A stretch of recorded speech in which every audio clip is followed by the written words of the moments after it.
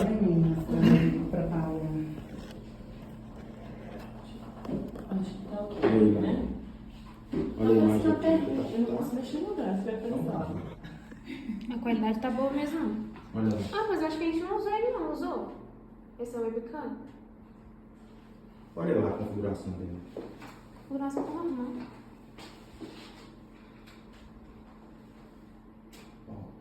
Tirar o Aqui, pezinho lá. o ângulo aqui de gravação tá Dá uma bom. olhadinha aqui pra cima. Tá bom?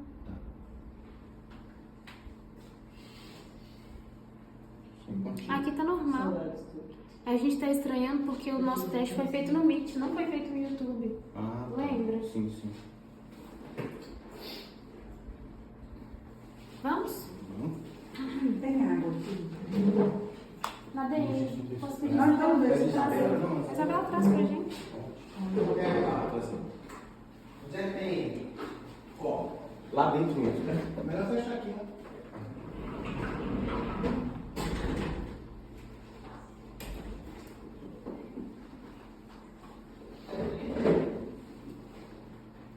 Isabela vai trazer? Uhum. Levanta o saco. Tá frio? Não, Tá frio, Vânia? Quer que Não. comece? Não. não é frio não. Olha a imagem. O João perguntou se é agora. O João da Agora. Árvore. Nossa, não vai ter idade. Ele já tá trazendo. Porque a gente tem uma equipe profissional aqui de. Ele decidiu que ele não faz os dois, tá? E o Léo fez uma pergunta comigo, só que não dá pra mexer no Eles não são profissionais, né? Tem que dar compromisso. Não tem como ver profissionais nesse sentido, né? De compromisso. Não é que o A gente marcou doutor, teste ontem. você consegue ainda? Você não faz direito? Só porque a gente fez o teste comigo, eu sou melhor que o Wander. Ah, tudo bem. Mas olha, eu não posso chegar, eu posso ir Não, pra- pode ficar do jeito que você tá mesmo. Não. Isso, tá ótimo. Tá ótimo. Vai pegar seu perfil.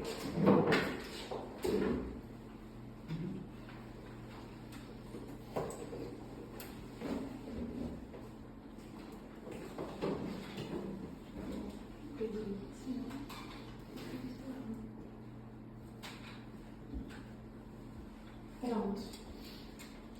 Eu tenho que colocar gravar as coisas lá, viu? Porque o telefone é o telefone. O seu não tá gravando, não? Não. Pode colocar. Vamos? Não, mas aí eu tá diferente. Doutora Laura deve ter um horário apertado. Mas os meus horários é a partir de 10. Eu só marco a agenda a partir de 10. Ah, então. Porque nossa intenção não é atrapalhar, né? Isso, de forma alguma. É, no escritório, a partir de 10. Você faz o serviço. Não pra fazer. Não, Vamos. Vamos. Iniciar isso. Olá pessoal, muito bom dia a todos. Bom dia, pessoal. Bom dia. Estamos iniciando um teste, estamos iniciando um piloto do nosso podcast Gestão aqui no Edifício Atlanta 2. Hoje recebemos uma convidada muito especial, que é a doutora Laura Elisa, que é especializada em Direito de Família e Direitos Médicos, além de outras áreas do direito, né, doutora? Sim. Laila, se apresente para os nossos espectadores, por gentileza. Pessoal, bom dia. Eu me chamo Laila, trabalho na administração aqui do Edifício Atlanta 2. É uma honra trazer aqui o nosso podcast, que é o início de um grande marco para todos nós aqui do edifício. É uma honra ter como nosso primeiro convidado a doutora Laura. Ela é uma inspiração para todos nós, tem um vasto conhecimento na área de direito e hoje será maravilhoso conhecer um pouco da história dela, conhecer suas especialidades e vamos lá. Gente, bom dia. Olha, eu estou muito feliz de estar participando do primeiro podcast da Atlanta. É uma honra para mim, tá? Muito obrigada, Wander e Laila e toda a equipe aqui da Atlanta. E é com muita honra que eu vou compartilhar um pouquinho aqui da minha vida profissional, da minha experiência, das minhas especialidades, né, em direito de família, sucessões, direito médico, além do direito civil em geral, né? Então, eu vou começar contando um pouquinho da minha história, gente. Eu sempre gostei do direito, então, desde novinha, assim, no ensino médio, eu já tinha interesse por direito. E aí, Quando eu finalizei, eu prestei o vestibular para Direito, né? Passei na faculdade Vale do Rio Doce. Eu sou de Coronel Fabriciano, que é o Vale do Aço. Então, lá na época, não tinha ainda faculdade de Direito. Ou era Belo Horizonte, ou era Governador Valadares, né? Ou eram outras cidades maiores.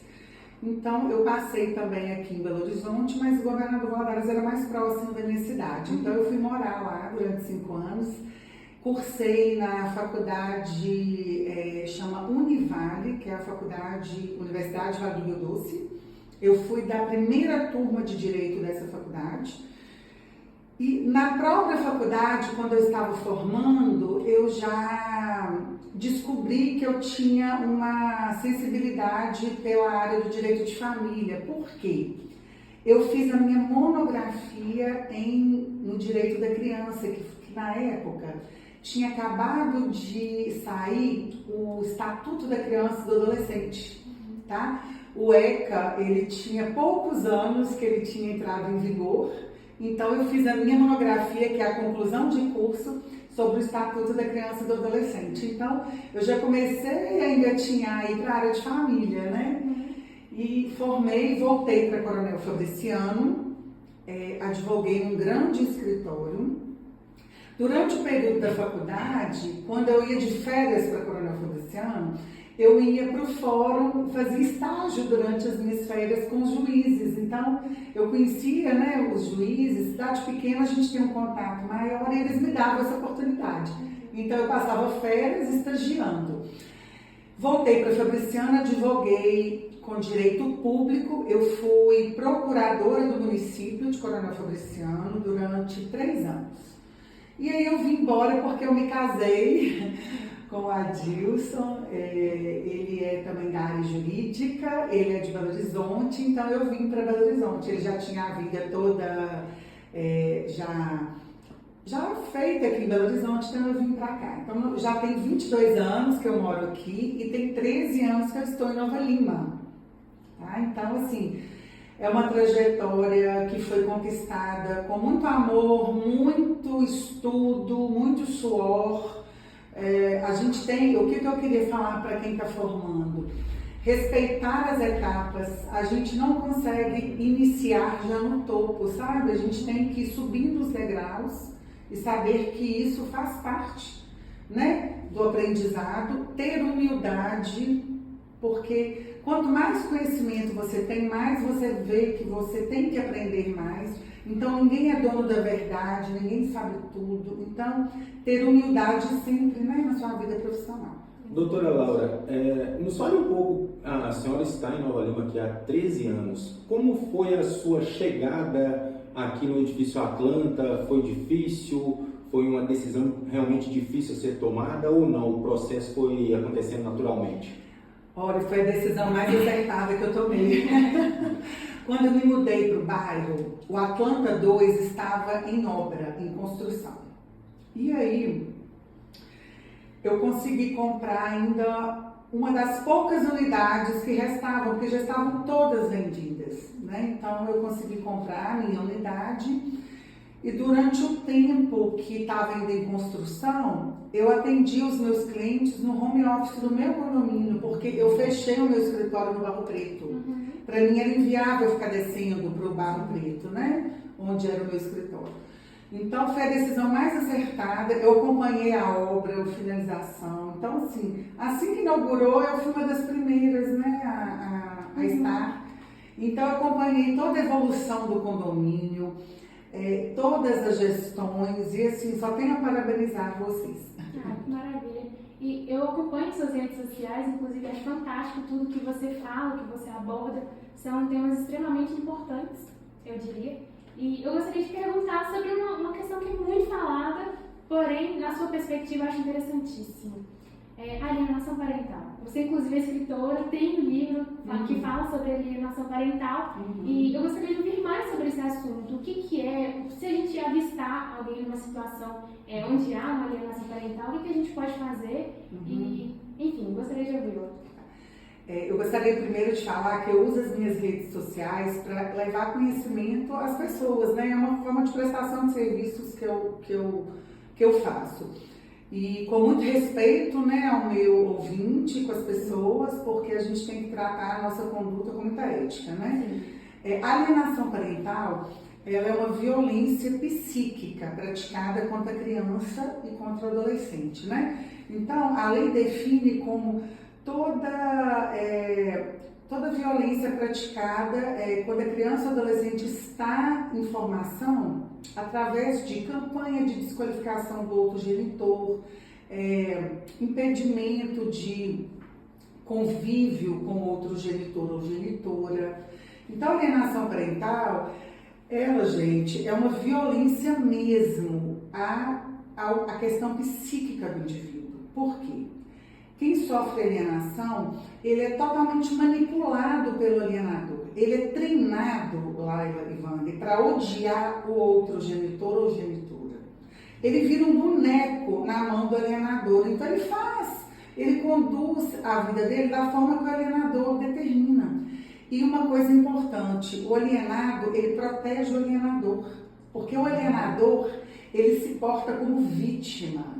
Então, ele se portando como vítima, ele conduz o alienado a acreditar que o vilão é o pai ou a mãe que está sendo alienado. Então, ele fica contra, sabe, o alienado. E isso causa sérios danos psíquicos. Por quê? Ele vai crescer com várias questões que vão dificultá-lo na vida profissional, né, a desenvolver relacionamentos saudáveis. Às vezes até mesmo achar que ele tem condição de ter uma família.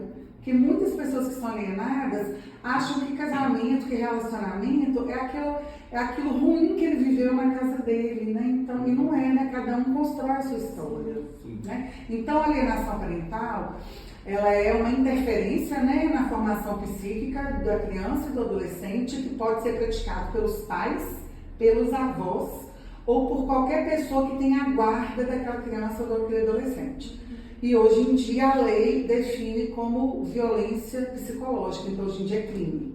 Então, doutora, quando é identificado esse caso de alienação parental, né, qual que é o processo a seguir? A senhora encaminha com um psicólogo, já tem algum processo definido? Me fale um pouco mais sobre isso. Quando você percebe que alguém está alienando, a primeira coisa é você alertar o alienado que ele está sendo vítima de uma alienação parental.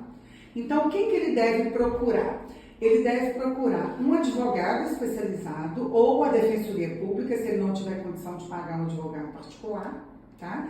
Ele pode procurar o Ministério Público, ele pode procurar também as delegacias especializadas em criança e em adolescente, tá?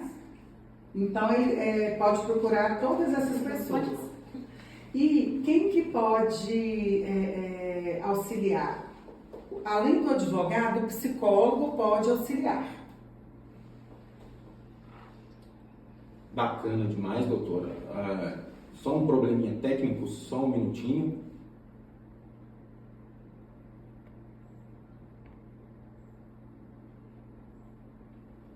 Laila, dá uma olhadinha lá.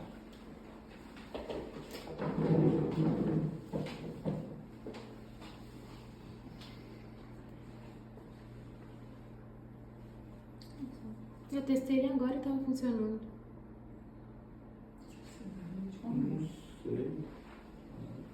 Não, a gente faz um corte. Tem um telespectador e a Isabela. Essa é a Isabela aí. É você, Isabela. Essa é a Isabela. Ela?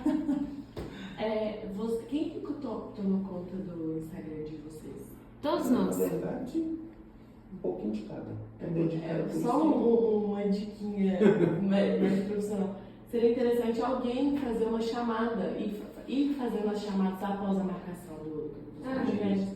Uma chamada pelo story, né? Só pega o telefone rapidinho, 15 segundinhos. Você coloca o link do YouTube. Uma coisa, parece uma coisa simples, mas que chama bastante pessoas. Sim, e faz toda a diferença, de fato. Porque se a gente for pensar no lado do telespectador, isso é o que chama a nossa atenção. Sim. Na realidade, isso aqui é uma novidade, né? Na verdade, a doutora Laura é cobaia, né?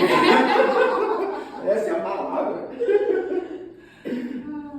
Mas é um projeto bem bacana, né? tem um podcast aqui falando com todos que trabalham aqui no condomínio. Fica bem bacana. E aqui a gente tem. Inclusive, eu mesmo vou sublocar essa salinha aqui pra mim. Ai, seria Pra ótimo. fazer, de vez em quando, pra fazer uns podcasts.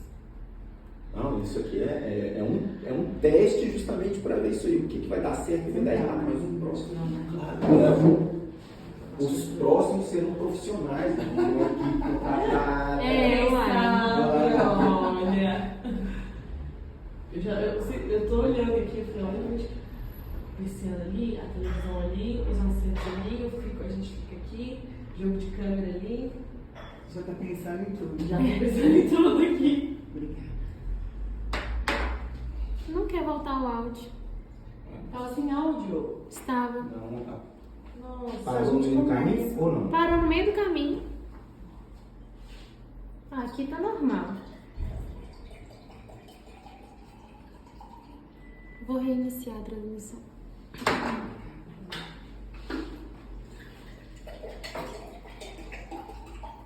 Os meninos eram para ser.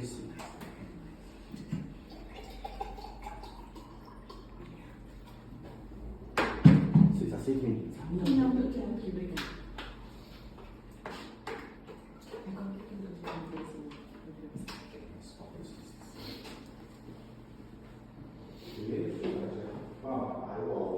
Realmente, às 10 horas já vai ter gravado tudo. Uhum.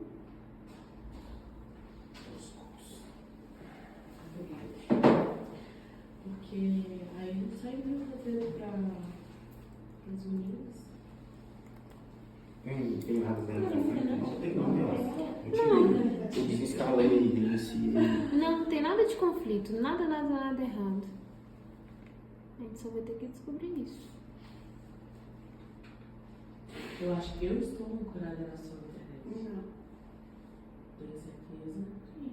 Porque sim. Ó, Tá aparecendo. no Audacity. Fala alguma coisa no microfone, por favor. Som, teste, som. Tá indo, Tá? normalmente. Aí, a partir daí, vai aparecer. Eu acho que quando tu Não, parou. Então deixa só na transmissão gravada, não é ele que tá dando conflito. Não. É, eu acho que é. Então, fecha ele e Por quê? deixa na transmissão. Não, ele tava Eu fechado. quero dizer pra pagar o rotativo dele, né? O Audacity tava fechado. Nossa. Entendeu? Desinstala ele. Quando o áudio no celular não ficou ruim, acho melhor a gente focar nisso agora. Eu também acho. Né? É. Aí a gente Coloca dá a transmissão. prosseguimento. Fecha ele, pode até desinstalado ele. Aí a gente foi Ah, testando. você fala da gente trocar, né?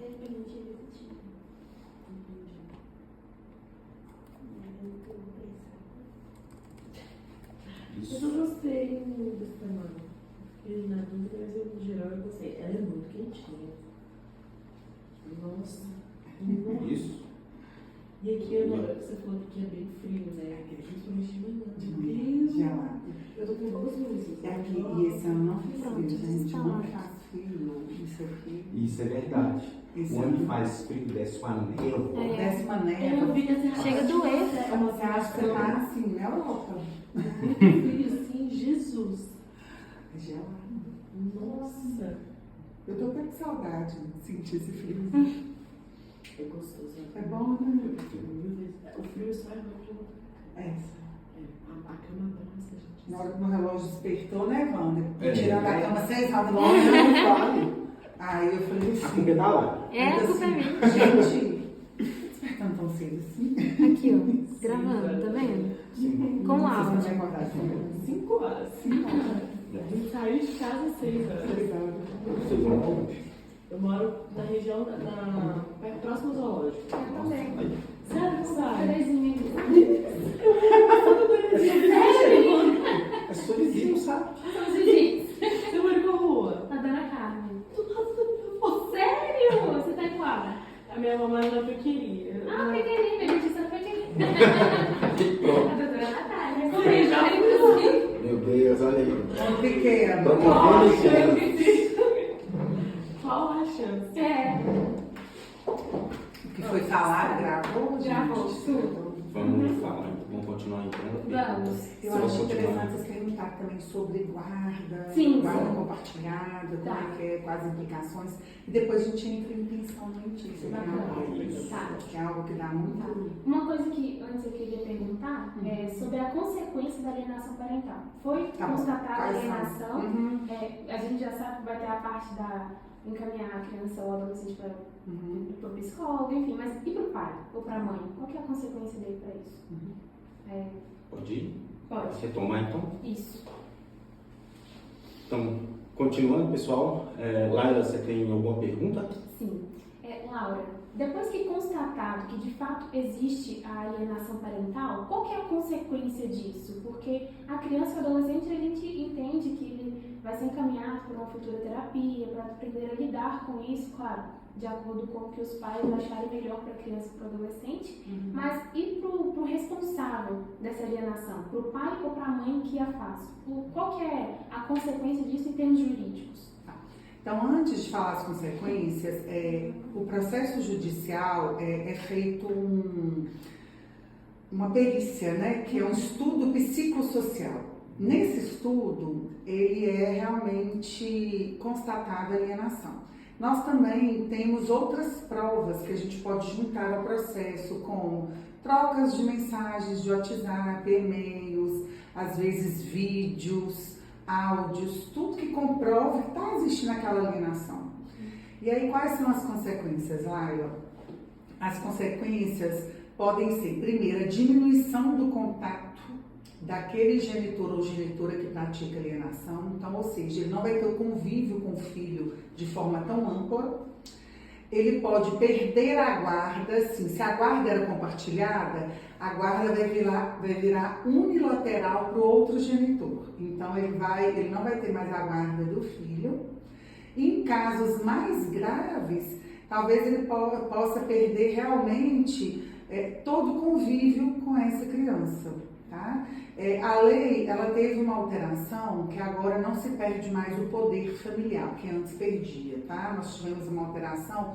Perder o poder familiar é você perder o direito de pai e de mãe sobre aquele filho. Então agora ele não tem mais essa sanção, tá? Mas nós temos outras sanções, que é a perda da guarda, a perda do convívio, né? E se a questão for muito grave, às vezes também consequências criminais, porque esse pai ou essa mãe vai responder também a um processo criminal. Tá, bacana, doutora. Pensão alimentícia também faz parte desse processo aí de alienação parental? É outro processo? Como é feito essas contas, né? Esse processo de contas sobre pensão alimentícia? Muito interessante a sua pergunta, porque uma das práticas alienatórias acontece quando o pai ou a mãe, às vezes por problemas financeiros, para de pagar a pensão ou paga menor. Então o alienador, ele costuma usar essa questão financeira para impedir a criança de ter contato, sabe? Ou com o pai e com a mãe, e não pode, né? Então, a pensão alimentícia é um dos critérios que é utilizado para proteger a criança e o adolescente quando há um rompimento da relação ali dos seus pais. A pensão alimentícia, ela é calculada de acordo com o trinômio, que é necessidade da criança, possibilidade dos pais e proporcionalidade. Então, o pai que ganha mais, ele paga mais, se a mãe ganha menos, ela paga menos. Então, um exemplo. Não é sempre que é 50% a divisão da pensão, tá? Se a mãe ganha mais que o pai, a mãe paga 80%, o pai paga 20%, a gente vai olhar em cada caso concreto. Também tem um mito que a pensão é 30% do salário. Isso é um mito, gente. A pensão, ela é calculada observando esse trinômio.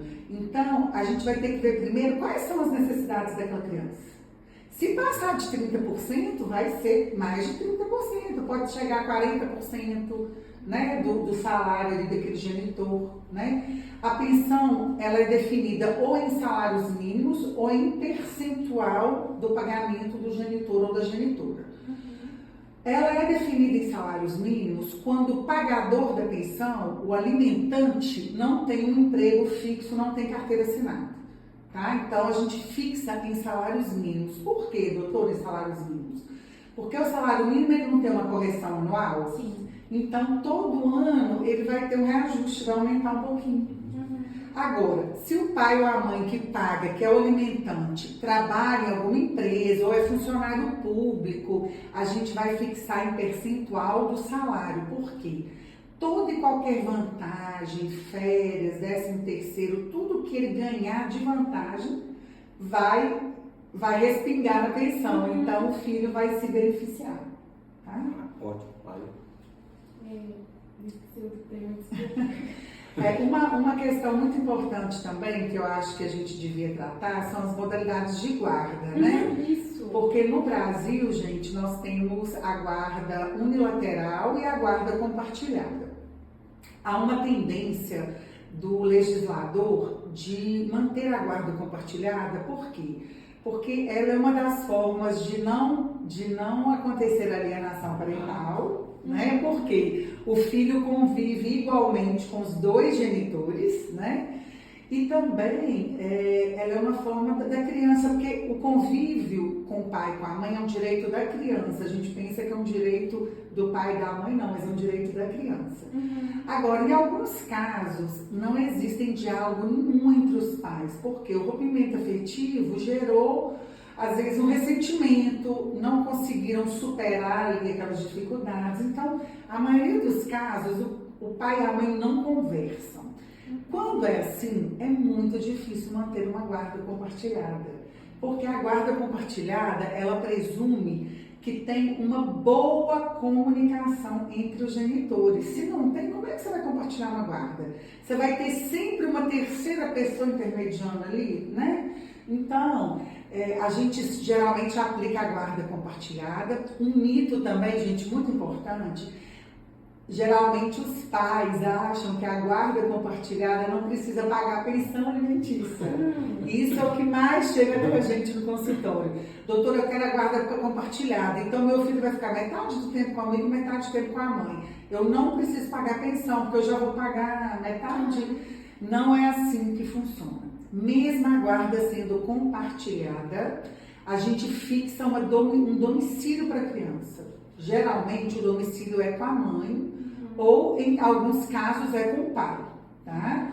E aí tem que se definir uma pensão alimentícia. O pai tem que pagar um tanto e a mãe tem que pagar um tanto. Então, assim, exemplo, ou o pai paga o valor em pecúnia por mês e a mãe administra aquele valor, ou o pai pode pagar a escola, paga o plano de saúde. Então, ali, em comum acordo, eles definem como é que vai ser essa divisão aí de pagamento das necessidades da criança. Mas a guarda compartilhada, isso é importante, ela não tira a responsabilidade da pensão alimentícia. E depois de definido, por exemplo, que a guarda vai ser unilateral, é possível recorrer?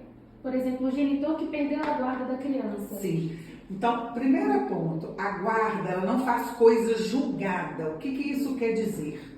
Ela pode ser revista a qualquer tempo, tá? Até porque pode ocorrer no futuro de ter uma violência, de ter alguma situação que tem que mudar aquela guarda, né, daquela criança. E se o pai perdeu a guarda ou a mãe, ele tem direito de recorrer sim. Ele só tem que ficar atento aos prazos processuais para ele não perder, né? E cabe sim recurso. Por quê? Nós temos que tentar fazer uma guarda compartilhada, que é o modelo atual mais adequado para criança e para adolescente. Tá? Doutora, nesse caso aí de envolvendo pensão alimentícia, os pais, quando não há acordo nenhum entre os pais de valor de pensão, nenhuma das partes chega no senso em comum, como é a sequência desse processo? O juiz, com base nos rendimentos do pai e da mãe, com base na vida econômica de cada um, o juiz vai definir a pensão, tá? Então, ele vai definir a pensão.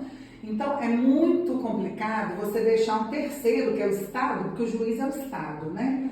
Decidir uma coisa que você poderia, talvez, em comum acordo, né? Decidir com o outro. Só que, gente, é muito difícil, nem sempre há diálogo. Então, na maioria dos casos, quem dá a palavra final é o juiz. Então, ele que define a pensão alimentícia com base nos rendimentos ali dos pais daquela criança. A criança ou o adolescente, durante todo esse processo de alienação, durante todo esse processo da pensão, com quem a criança ou adolescente vai ficar, ele pode opinar de alguma maneira? Ele participa isso de forma ativa? Olha, até 18 anos, até 12 anos, ele faz um estudo psicossocial. Então, de forma lúdica, a psicóloga vai vendo ali com quem ele tem mais aptidão para poder ficar. A partir de 12 anos, ele pode ser ouvido pelo juiz. Então, ele pode manifestar a vontade dele. Eu quero ficar com minha mãe, eu quero ficar com meu pai. Né? Então, o juiz vai analisar cada caso e vai definir a residência da criança com quem ele achar que tem melhores condições para exercer aquela guarda ali, gente. Nós temos que pensar que tudo que envolve criança, a gente vai definir o que for melhor para o interesse da criança e do adolescente.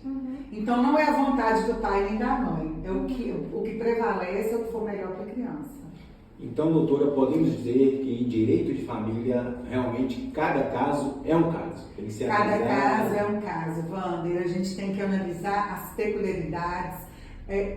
Cada família, né, tem as suas peculiaridades e assim, não tem como a gente rotular, entendeu? Então, por isso que eu falei que é um mito, essa questão da percentual da pensão, não existe um valor, né? Uma coisa importante também para falar é que a pensão não acaba quando faz 18 anos, tá? Eu achei que acabava. Não, a pensão, quando o filho está estudando, é até 24 anos, é até ele terminar a faculdade. Pode se estender até 25, 26, se for uma faculdade de medicina. Tá? Que interessante. Então, o pai ou a mãe é obrigado a pagar a pensão até a formação no curso superior. Ou seja, terei problemas. Você vai ter problemas. A maioridade, a pensão só acaba se o filho não está estudando e já está trabalhando. Então, se o filho não continua estudando e já quis entrar no mercado de trabalho, aí sim o pai ou a mãe pode entrar com uma ação de exoneração da pensão. Uma outra coisa importante para eu falar: se foi definida uma pensão judicial e precisa exonerar essa pensão, muitos pais pensam assim: meu filho fez 18 anos, eu vou parar de pagar a pensão. E não entra com a ação de exoneração. Tem que entrar com uma ação de exoneração. Por quê? Quem dá a palavra final é o juiz que tem que dar uma decisão extinguindo, né, ou finalizando aquela obrigação alimentar. Senão, sabe o que acontece? Os meses que o pai ou a mãe não pagou, o credor entra com uma ação de execução de alimentos e no Brasil é o que mais dá prisão, é o devedor de pensão alimentícia. A gente sempre vê de vez em quando aí algum jogador de futebol, alguma personalidade aí que foi preso ou que está com mandado de prisão expedido porque está devendo pensão. Então, a pensão alimentícia não paga, ela acarreta sérias consequências, inclusive pode vir a tirar a liberdade aí da pessoa, né? Não, é muito amplo o tema, né, doutora? Muito. Então, outra pergunta nesse sentido. A gente sabe que está tramitando aí no Senado, né, o novo Código Civil. Tem algum artigo, alguma lei específica que vai interferir ou vai impactar nesse tema de direito de família? Sim, nós temos várias questões no direito de família. A tendência do anteprojeto é conferir cada vez mais para as pessoas a autonomia privada, sabe, Wander? Sabe, Laila? O que quer dizer isso, doutora? É eu poder decidir o que é melhor para mim, para minha família, eu ter liberdade, porque a legislação, ela dita as regras, então a gente tem que seguir. Agora, a tendência cada vez mais é a gente poder ter essa autonomia para poder fazer da forma que a gente quiser. Então, uma mudança significativa vai ser o divórcio unilateral. Então, se eu não quero mais ficar casado e meu cônjuge não quer assinar o divórcio, eu não preciso mais entrar com uma ação litigiosa. Eu vou poder ir no cartório e fazer meu divórcio unilateral. Agora, os meus bens, a minha partilha de bens, a pensão alimentícia dos filhos, a guarda dos filhos vai ter que ser decidido no Poder Judiciário. Aí eu vou ter que entrar com ações específicas para decidir essas questões.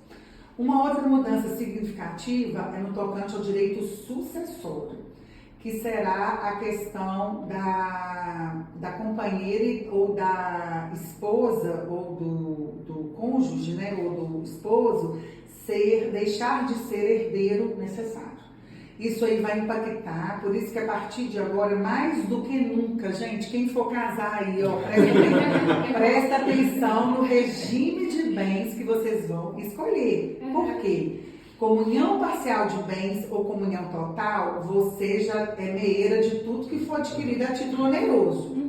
A comunhão total você ainda é herdeira, né? Agora, a separação total de bens, você agora não vai mais herdar do seu cônjuge se passar esse projeto. Então, quem casou por algum regime que não seja muito favorável, existe a possibilidade de mudar o regime de bens. Muita gente não sabe, mas tem como mudar o regime de bens, tá?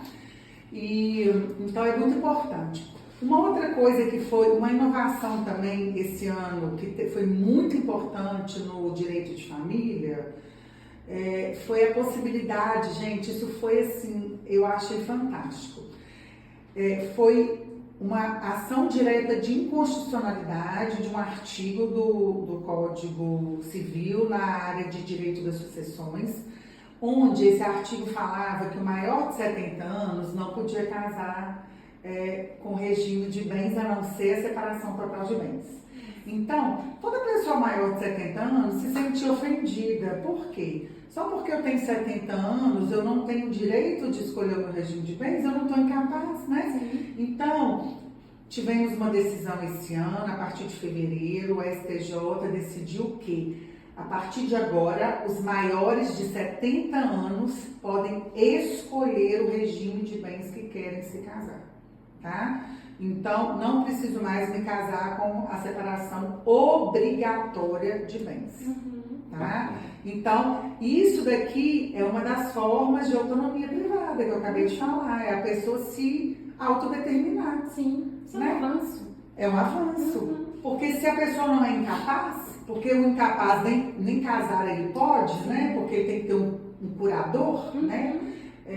Então, por que ele não pode escolher um regime de bens a não ser o da separação obrigatória? Não é verdade, Wander?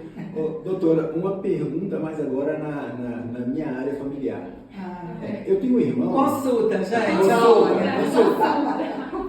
Eu tenho um irmão que ele namora há 9 anos. Namorou com a menina há 9 anos e recentemente eles foram morar juntos. Não casaram, estão muito bem, tem 1 ano e pouco que estão juntos. Nesse caso, mesmo ele não sendo casado, ele namorou esse período com a moça, estão juntos, se separar agora, ela também tem direito à metade dos bens dele? Tem, Wander. Por quê?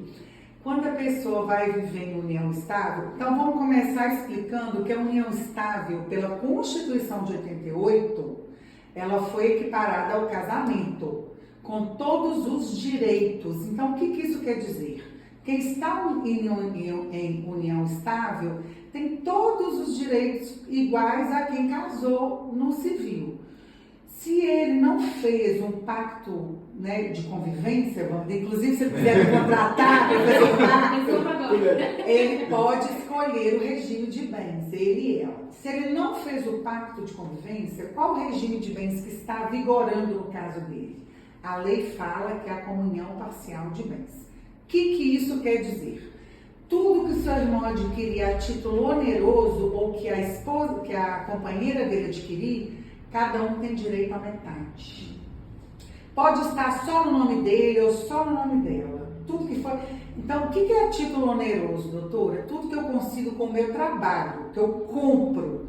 Se eu ganhar na loteria, se eu herdar, isso aí não entra, tá, gente? Que a comunhão parcial de bens não entra título gratuito, que é doação, herança, entendeu? Só entra o que foi comprado a título oneroso, com o fruto do trabalho ali. E presume tem presunção de participação. Então, se a sua cunhada não trabalha fora de casa, ela só trabalha no lar, porque trabalhar no lar também é o trabalho, e hoje em dia temos decisões favoráveis à mulher, onde o marido tem que pagar até um valor mensal de pensão mesmo, pelo trabalho que ela exerceu dentro de casa.